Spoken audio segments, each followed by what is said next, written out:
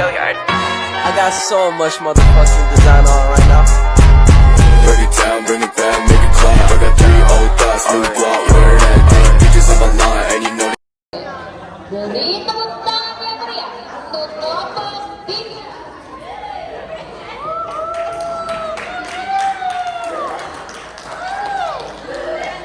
Dendam dan kebencian membawa orang kekasih pergi dan mengakhiri diri, di mana air mata tidak pernah berhenti, di mana kesedihan bertahan dan kehidupan berakhir menyisakan penyesalan. Penyesalan, setia ialah suatu luka bagian jarum yang menancap dalam. Keluarga itu berduka, duka perih atas kehilangan anak bungsunya, bisa tangis dari sang ibunda terus memberi.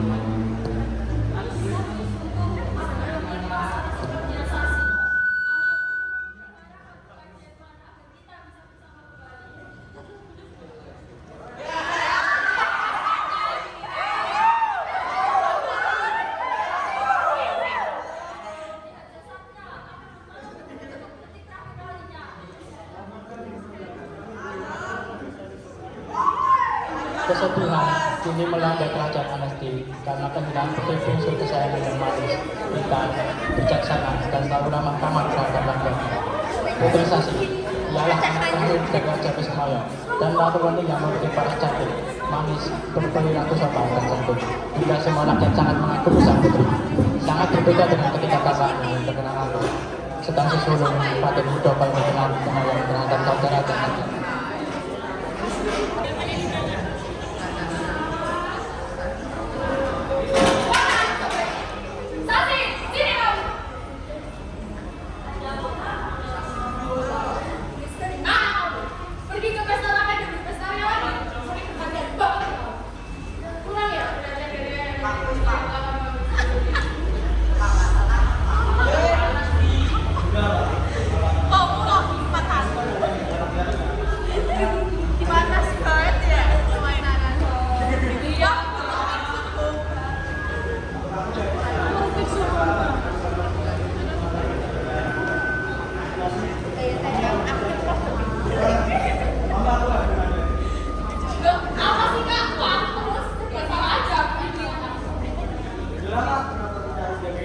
Dia kan disayang sama semua orang.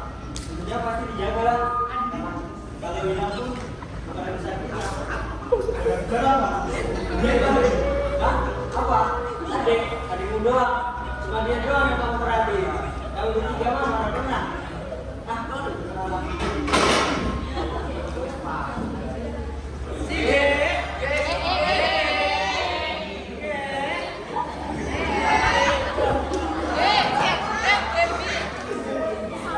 Iri dan dengki. Iri dan dengki menjadi air yang melekat pada Pranati, Parwati, dan Agni terhadap Sasi yang mendapat seluruh perhatian. Mereka selalu mengucilkan, melukai, bahkan tidak pernah menganggap Sasi adalah adik mereka. Kebencian mereka terus memuncak setiap harinya. Bahkan mereka memperlakukan Sasi seperti pelayan yang harus melayani mereka setiap waktunya. Puncak kebencian mereka terjadi setelah Raja dan Pangeran Udoko meninggalkan kerajaan untuk melakukan kunjungan dengan istana seberang. Mereka mendengar percakapan adik bungsunya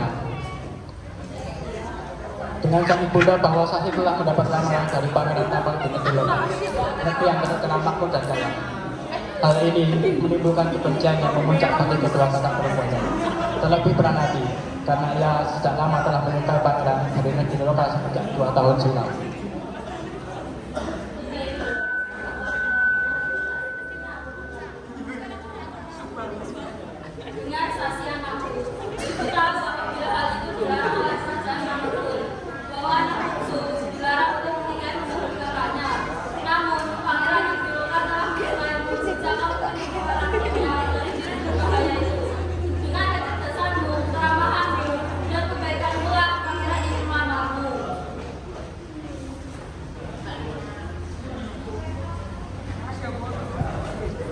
Pranati, Parwati, dan Agni yang mendengar pembicaraan ibu dan adiknya yang begitu merasa terkejut.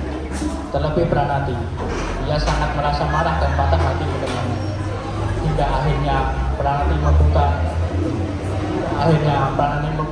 Permati membuat rencana untuk mencelakai Sasi bersama kedua saudara.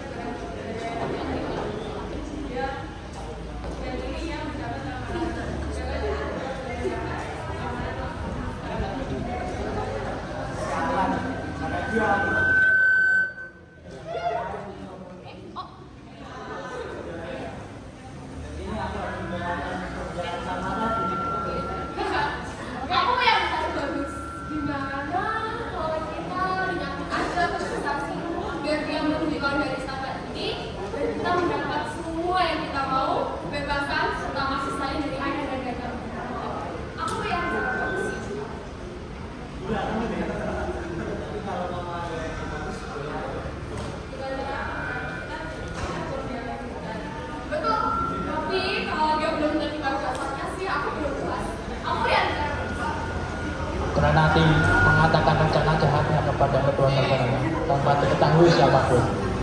Terlihat bahwa kedua kakaknya antusias mendengarnya, seperti mereka belum sadar apa yang akan terjadi nanti. Dan tanpa sadar, perundungan mereka kepada adik mereka sudah melampaui batas. Pada keesokan harinya, Sasi diajak keluar dari istana oleh ketiga saudaranya tanpa mengetahui hal buruk apa yang akan menimpanya.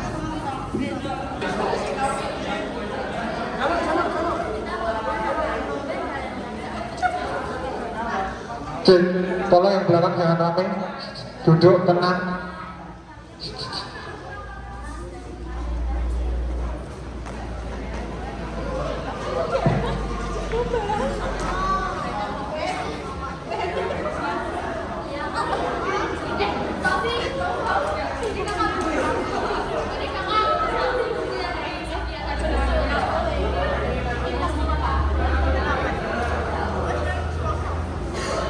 Sasi meminum susu yang dibawa oleh kakaknya.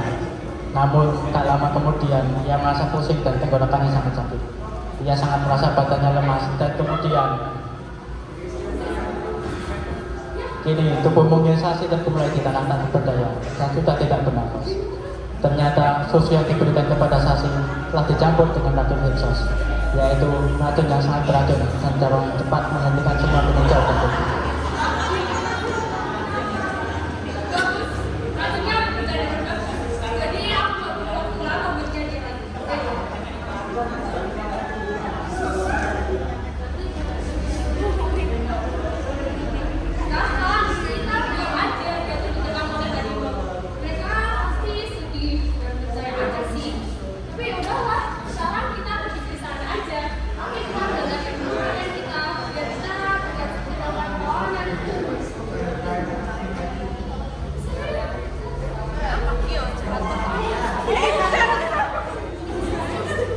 Sesampainya di istana, di ruang tengah kerajaan, Permaisuri Wening tengah menunggu kepulangan keempat anaknya, juga sekaligus ingin menyambut raja dan anak pertamanya yang akan pulang setelah kunjungan dari negeri seberang. Namun, melihat kedatangan Agni, Parwati, dan Pranati dengan pakaian yang berantakan, dan perhatian Sasi membuat Permaisuri penasaran apa yang terjadi. Namun sebelum itu, ia bertanya. Sesampainya di istana, di ruang tengah kerajaan, Permaisuri Wening tengah menunggu kepulangan keempat anaknya, juga sekaligus ingin menyambut raja dan anak pertamanya yang akan pulang setelah kunjungan dari negeri seberang. Namun, melihat kedatangan Agni, Parwati, dan Pranati dengan pakaian yang terlihat berantakan dan perhatian Sasi, membuat Permaisuri penasaran apa yang terjadi. Namun sebelum itu, ia bertanya.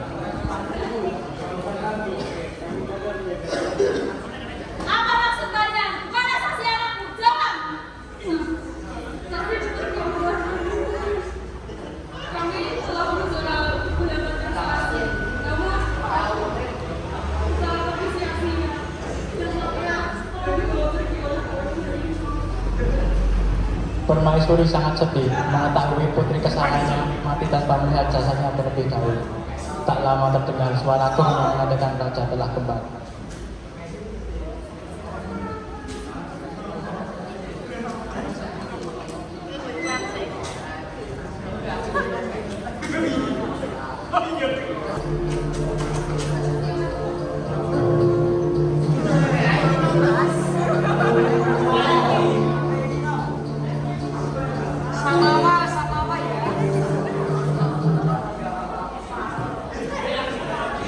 Agni, Parwati, dan Pranati panik atas kepulangan ayah dan kakak utamanya.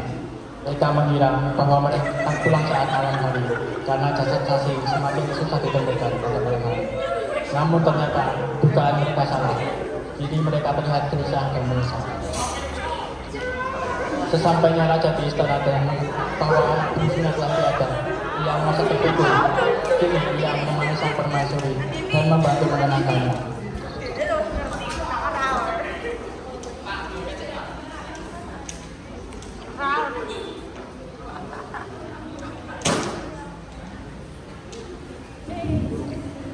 Sedangkan Pangeran Udapa yang gelisah dan tak percaya apa yang telah terjadi karena jasad sang adik ia temui.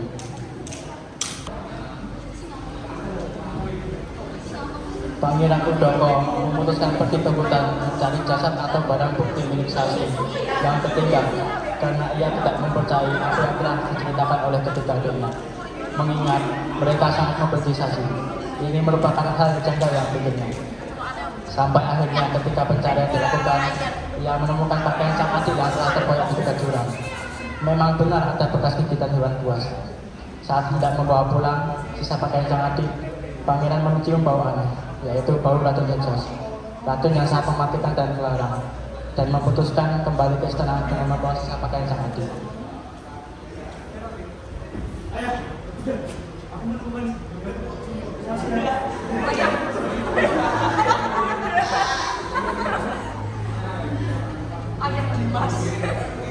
Racun Hexos, bagaimana bisa?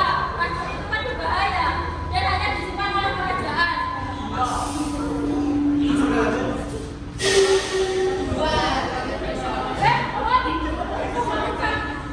Parwati sebenarnya tidak sebenci itu kepada sang adik. Kini ia merasa sangat menyesal dan bersalah. Ia pikir ia harus memberitahu yang sebenarnya.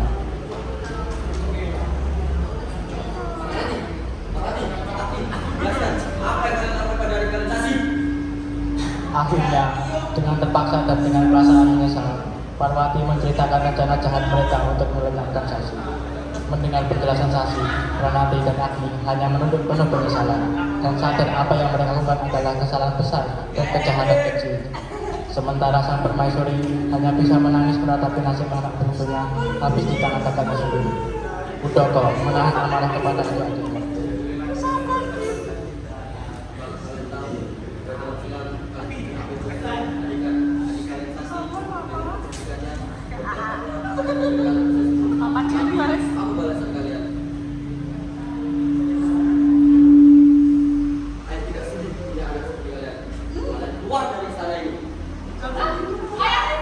Apa yang ayah lakukan? Ayah tahu apa yang membuat kami seperti ini karena kalian bertiga.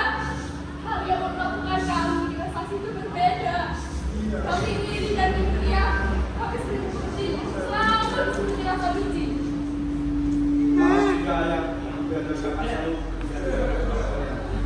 namun caranya itu adalah salah. Itu tinggal saya dan tadi dari sebagainya. Bukan kalian yang mengupayakan, tapi sampaikan satu. Dengan melakukan perlindungan terhadap orang lain. Paham kan ya?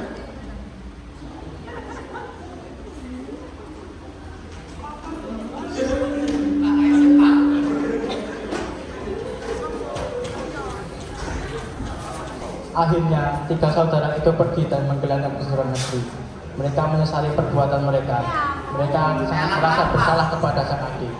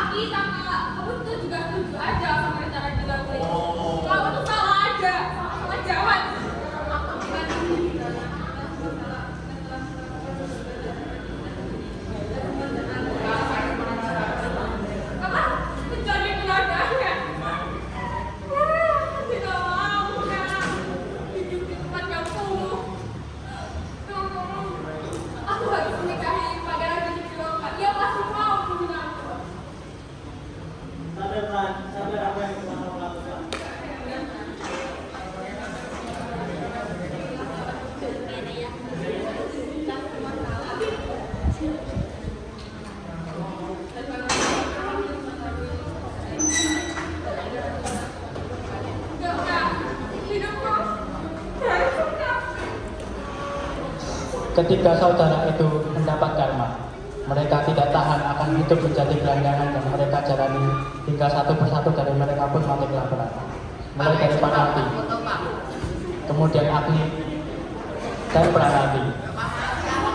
Sedangkan di kerajaan Anesti, kesedihan akan kehilangan sang putri berganti silih menjadi kebahagiaan karena Pangeran Udoko diangkat menjadi raja.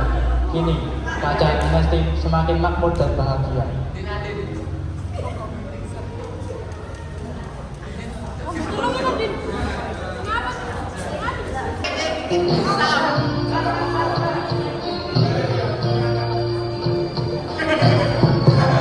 Sekian dari cerita kami, maka janganlah kita menaruh rasa iri, dengki, maupun benci menjadi kebencian, entah dalam bentuk pertemanan, masyarakat, maupun dalam lingkup keluarga.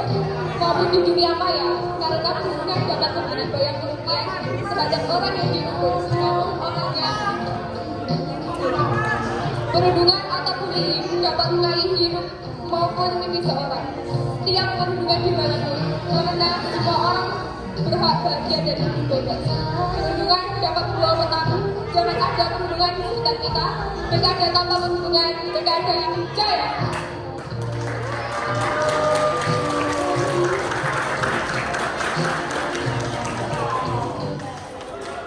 Got 3 old thugs, new blood